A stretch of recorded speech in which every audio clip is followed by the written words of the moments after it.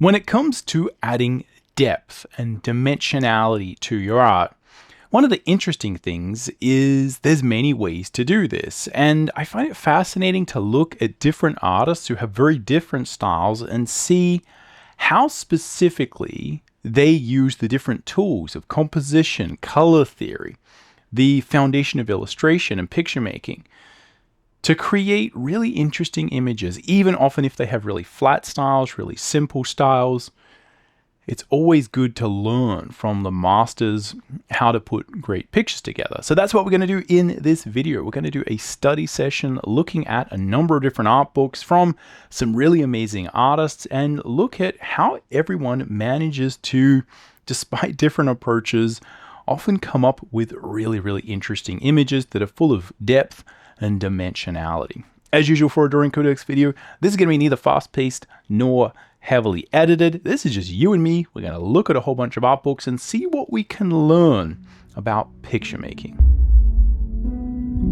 Alright, welcome to the Drawing Codex. My name is Tim McBurney. I've been a professional working artist for over 20 years, and on this channel, we're all about drawing cool stuff from our imagination, embracing the challenge of drawing, and mastering the craft of line and color illustration. Now, if you'd like to learn more about illustration and picture making, you can check out my free illustration mini workshop. It charts my journey going from an amateur to a professional, and I talk a lot about really important issues such as how to get more detail and polish in your work, how to plan your images, create thumbnails, and also a few thoughts on how to approach being a professional artist. As I said, it's free. The link will be in the description. Go check it out if that's something you're interested in. As I touched on, when I started trying to figure out how to put pictures together, how to master the art of illustration, very early on, I really thought a lot of what made things feel as if they had dimension and depth was having realistic lighting, having perfect perspective, that this was a technical challenge. What I found through just looking at the obvious stuff out there is that actually, no matter what style you've got, it's possible to add a lot of depth and dimensionality to your art. Not just that, but I think you'll find a lot of great artists figure out a way to do this. And it's often not obvious. We often don't think about these little touches and these little things, but it's often what separates someone from being, again, in that sort of amateur, sort of intermediate artist level to being a professional, is just constantly being able to figure this out and create a really interesting image. So we're going to check out some different things and go over the different ways you can create depth and dimensionality and polish within an image, depending on what it is, whether it's sort of abstract, whether or not you are relying on it having a lot of dimensionality and perspective within the scene, just different ways that artists have found to make awesome stuff. As I touched on, one of the things that I often struggled with, and I've spoken about this previously on the channel, was having to draw comics and a lot of other illustrations, and it being really clear to me, obviously, like how you would make a big splash panel, a big establishing shot have a lot of dimensionality. And one of the things that I would often try and do is say, okay, we need one of these on every page. That's a really good way to kind of design your page to make sure there's always something that is there that is going to do its job. The reality, though, is you don't always have something that is epic on every single panel. And instead, I think what I decided to do is really study how to make sure that every panel was at least interesting or at least had depth. And that's what I really started to notice is every artist that I saw who was at a really high level kind of just had this happening in every panel, every illustration. And I started to understand that not all of the time was this about having heaps of rendering, heaps of perspective. It was often a matter of understanding what makes a particular style work and how that particular style gets depth and gets dimensionality. And I think this is one of these things where often in the beginning, you might be like me, where you're thinking, in order to make my art look good, I need to have this style or that style, and I'll never be able to do this unless I do it this way.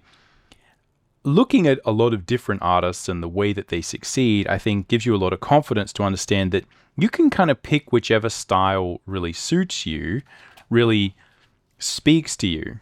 And there's probably a really good way to create a living, breathing world out of that no matter what you do.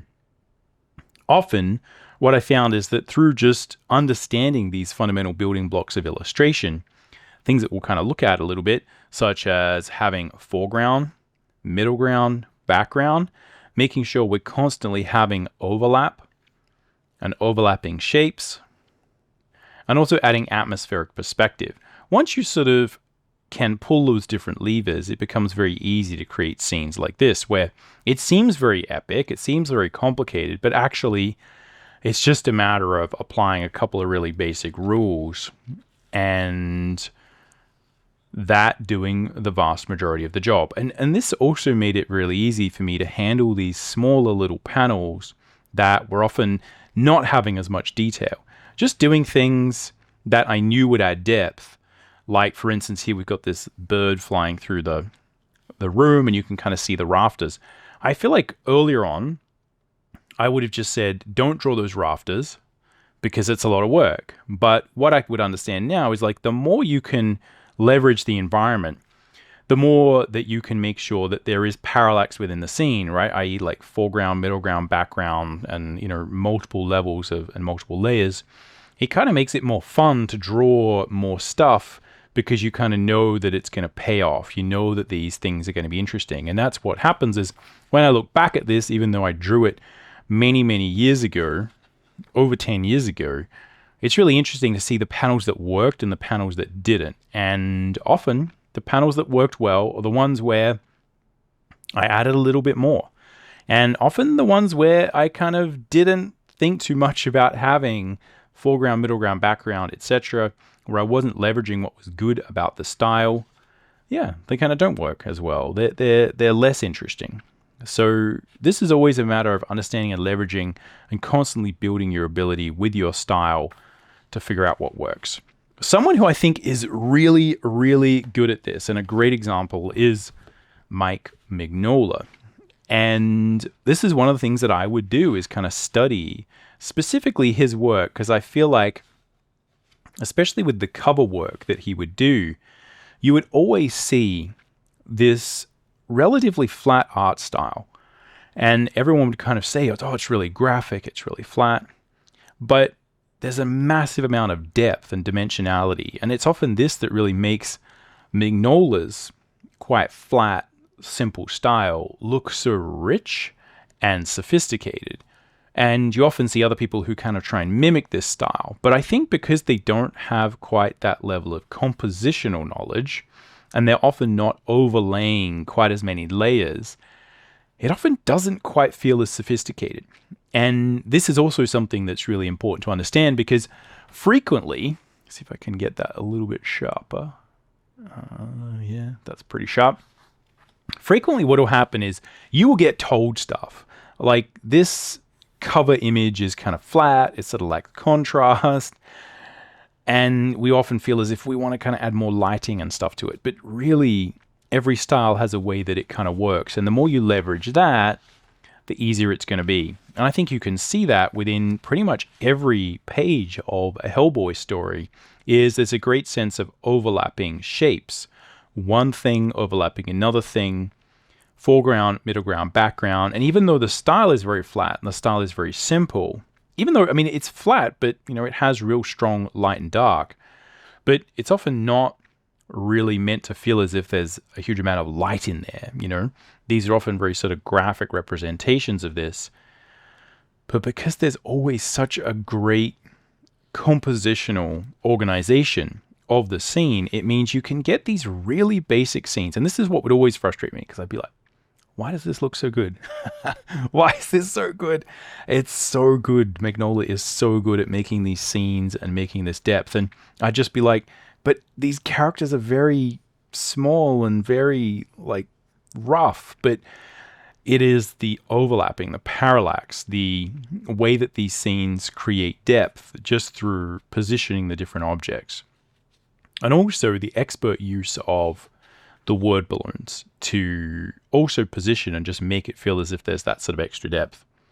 Characters being in front of, behind, word balloons overlapping, the onomatopoeia being behind things. This all, I think, makes a huge difference. But there would just be so many examples like this where you can just see expert overlapping shape. The composition is always kind of working. And it means that these types of images that are very abstract and very simple often will work really, really well. So I think if you are looking at a more stylistic, sort of graphic, flat representation of your art, just understand that even, like, doesn't really matter what you're doing, you can always get a huge amount of dynamism. And like, again, it's easy to kind of say that like Mignola's often leveraging these kind of relatively graphic styles. It's important to understand that, he has, before he did this kind of real Hellboy style, he had a style that was, a little bit more typical of comic books, and he has a really good understanding of form as well. But again, I just think it's a really good example of that. So certainly easier said than done, but looking at someone like Mignola is a great way to explore and understand how to get that extra percentage out of something that's very graphic, something that would be flat in less sophisticated hands. And yeah, I always feel like when I go back and I look at what he's doing, there's always something new and interesting to learn. You can also see this at work with an artist such as James Jean. This is all of the Fables covers that James Jean did when he was doing this type of illustration. And again, this is the type of stuff that I would just constantly be looking at, because he was such a master when he was doing this type of work of creating these really abstract scenes, which weren't always a scene in the typical sense of the word, but there was just a huge amount of graphic depth and graphic design and great illustration and composition here that always just fascinated me, because even though there was a lot of graphicness and flatness to the compositions, they were always nicely worked out, and they always felt as if there was a huge amount of dimensionality. Even when you have, again, these abstract different drawings overlapping each other, there's such a sense of good illustrative quality here. We always have, when characters are drawn, you can see simple overlapping poses, great depth within the scene. One thing overlaps another, and often these kind of more abstract things that he's drawing and creating are also adding to that sense of depth. In the same way that when you do add graphic design elements to your art, it can often be the thing that makes it, right? Like having great word balloons, having great text and typography, design elements, having a great logo on your cover can often be the thing that makes it feel as if it has that extra layer. And leveraging that and understanding that can often be really, really important. And I feel like often when I was beginning and sort of starting to figure this out, I just kind of wasn't really understanding what was going on here. Like I would see this and I would kind of know that this was good and this is what I sort of needed to do. But it was always really tricky to kind of figure it out. And mostly, like, yes, there is a lot of dynamism to the perspective shots. There's always something I feel like here where it's kind of often coming out and being sort of really dynamic. But it's also the mix of graphic elements, typography, always one element and one scene overlapping another scene. Just a masterclass in how to create that kind of level of parallax. And this is where often I find a lot of artists sort of get stuck, is like maybe you're not really into drawing heaps of perspective. Maybe you're not into drawing scenes, right? Like I really love drawing fantasy scenes, but a lot of people are more into like, I want to draw characters and pinups and this bit and that bit. And I'm not really interested in kind of putting it all together. I just want to make something look cool. It's so important if you're doing that to master the art of getting this overlapping shape happening, of creating depth within the scene through contrasting different elements, and yeah, just creating that sort of constant sense of movement that makes these really, really interesting. This is all a matter of just leading the eye, right? Like most illustration and composition is just merely a matter of moving the eye from one place to another. But anyway, I think you can't do much better than James Jean when it comes to understanding abstract composition, and especially his newer work, right, which is, again, a little bit more abstract even still. I think does a great job of that sort of abstract overlapping shape that you see with Mignola's work as well. So if you're trying to study how to make really interesting, engaging images with a high level of illustration, but maybe you're less interested in always drawing scenes and having like solid foreground, middle ground, background, study Mignola, study James Jean. I think they will serve you well. I really like this book by Stanislas, Jones Farr, and Louis Trondheim. This is one of these things where I would look at this and this type of art and this type of book before I really started working in the French comic book industry in the mid-2000s. Like, I had no idea this kind of thing existed. But why I like this is that it is very much a mix of simple French clean line style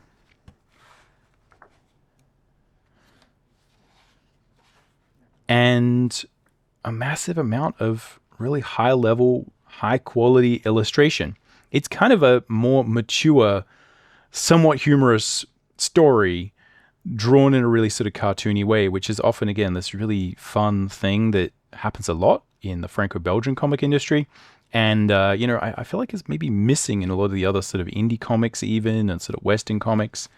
It's often like a really fun thing. Again, if you see me skip something here, it's because I hit something that's kind of not quite safe for work, because there are some things in this book. But this is one of those things where I really started to study all of the Franco-Belgian artists when I started working in the industry, and even before that. And what I would notice was, even when people were using these really simple flat styles, they were just so good at making the scenes feel as if there was dimension and depth. And here you can see, like, the perspective here is deceptively good. Like, it is actually all correct, even though some of it's a little bit like, it's a little bit sort of wavy, but actually it's really, really solid.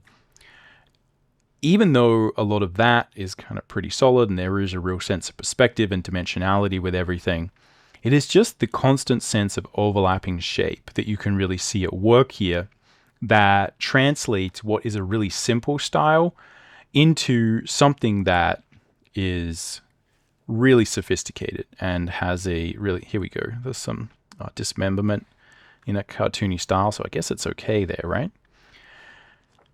But yeah, this is what really turned me towards saying, okay, I should be able to personally get a dimensional feel to my art just using flat color. And I would look at the artists who were doing this stuff and just have no idea how that was possible, but I knew it was possible.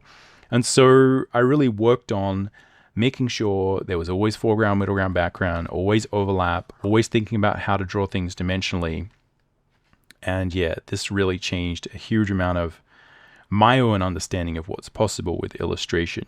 And yeah, I recommend, if you're interested in a simpler style, which I think a lot of artists are, but then they're kind of worried, like, how do I give it that level of polish? Like, how do I make it feel as if there is, like, this is a real sort of professional, high quality thing? I think the Franco-Belgian artists are often a really, really good example of how to combine like whimsy, almost like a naive art style that's fun and exciting and allows you to kind of explore these kind of absurd storylines, and it kind of all just makes something that wouldn't be possible otherwise, right? It combines a lot of interesting ideas.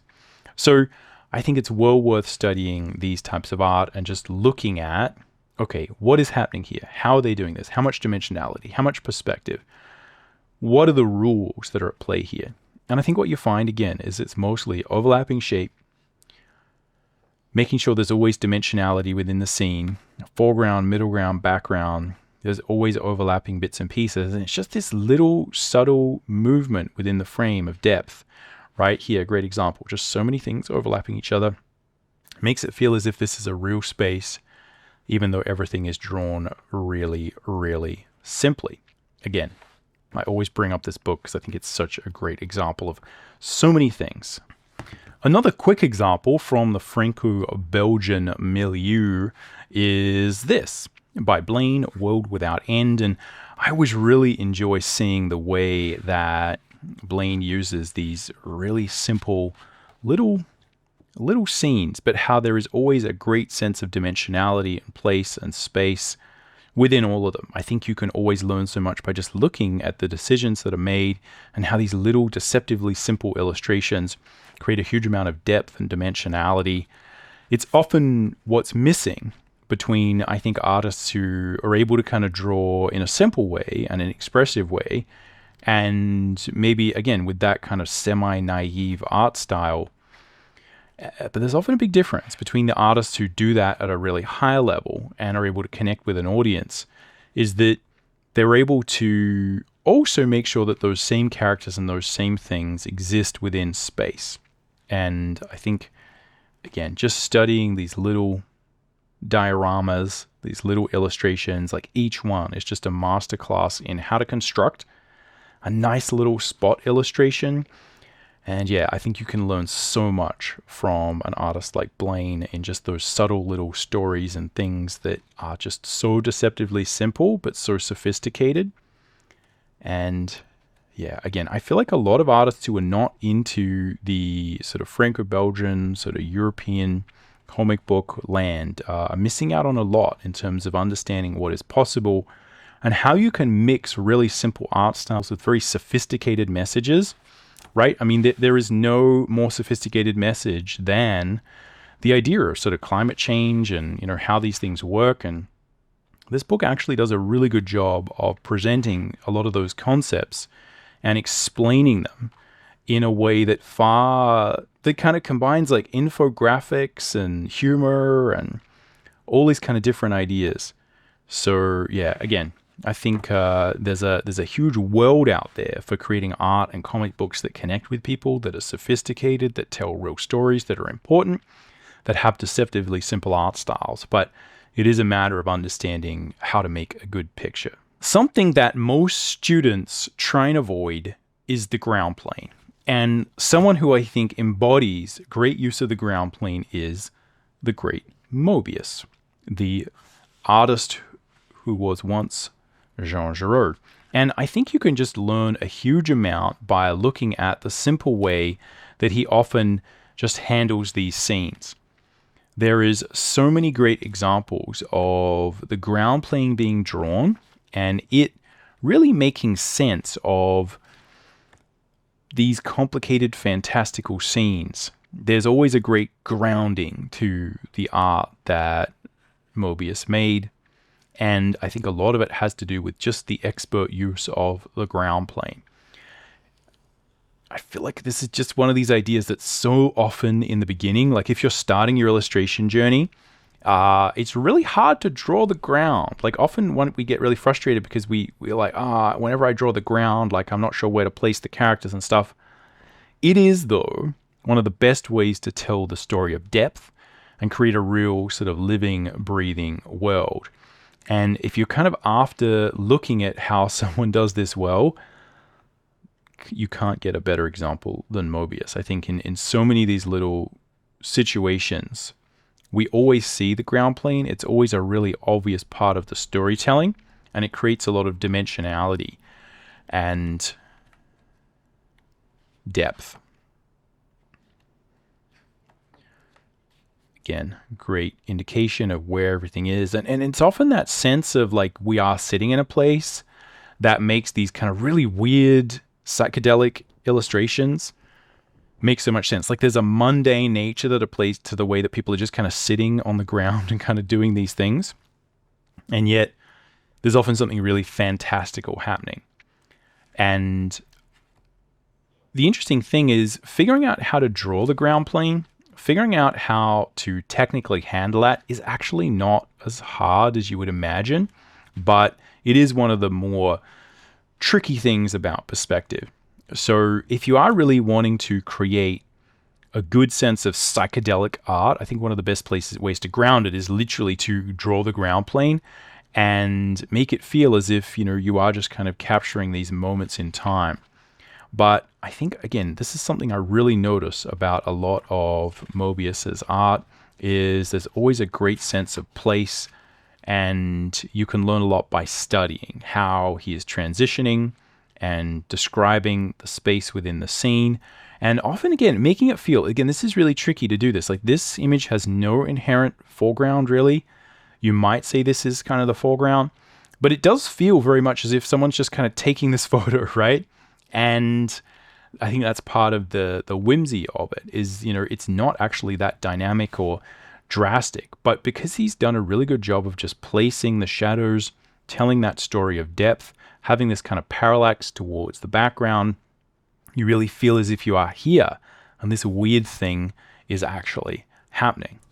Something that I studied from very early on, and this had nothing to do with me actually creating my own adaptation of Pinocchio, was the work of Gustaf Tenggren, who was one of the people who really defined the look, I think, of the Pinocchio film, was an amazing illustrator from back in the day, not really obviously working for Disney all the time, like an independent illustrator from my understanding, but someone who was often associated with many of the Disney visual development and did a lot of these images.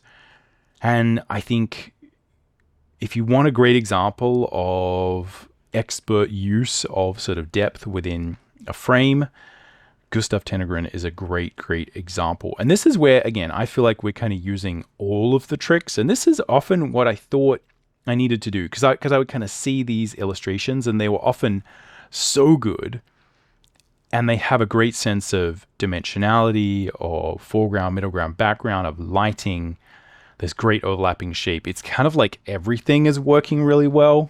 And I think that's something to also consider, is that, if you do have the ability to add a lot of this kind of dimension and depth, do it. But this also is a great example here, because this is less kind of rendered and sort of fancy as some of those other ones. But this to me was, I think, just a huge inspiration in general to a lot of my kind of art. It's why I really love drawing scenes.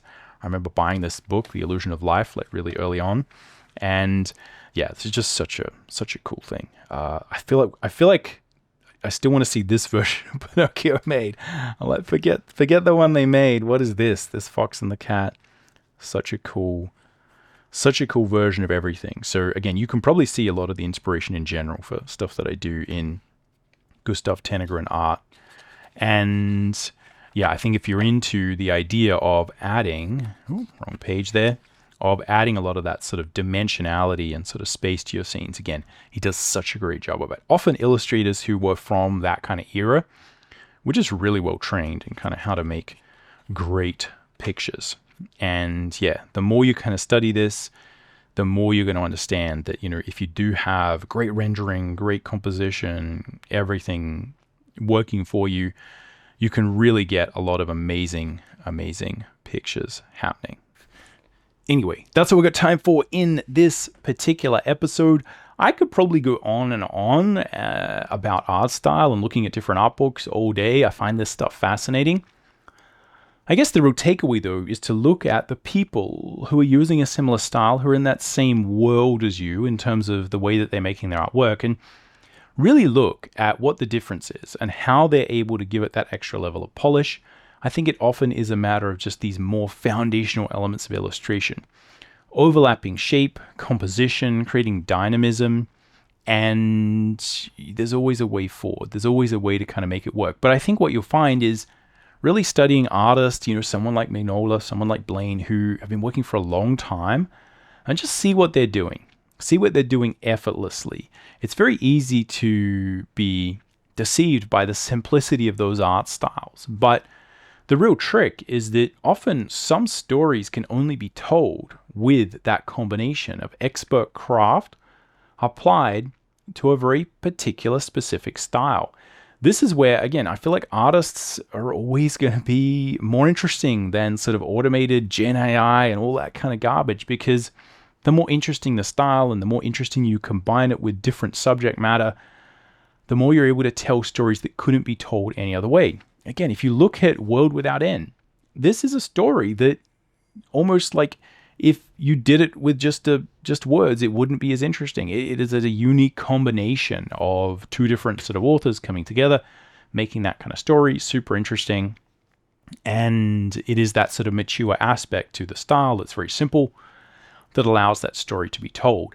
And it's always tricky, though, because I feel like with a lot of traditional education, we're often pushed towards learning to make things good by making it more rendered or realistic or studying in this style or that style. And it's often, there's not a lot of stuff that talks about how to add that level of craft and foundation and make your simple art feel as if it is more polished. So the only way to really do it is to kind of study people who are doing it already and trust and experiment with your own style and try and build things with it and just give it that extra level of polish with these kind of simple tools. Now, if you want a little bit more tactical example on the concept of adding depth and dimensionality to your art, you can check out this video where I go over it in a little bit more detail, talk about some different sort of strategies and ways that you can do it in the thumbnail phase, in the medium kind of construction phase, and also sort of right at the end. So if you want something a little bit more tactical, check that out. Otherwise, we'll catch you around. Happy drawing.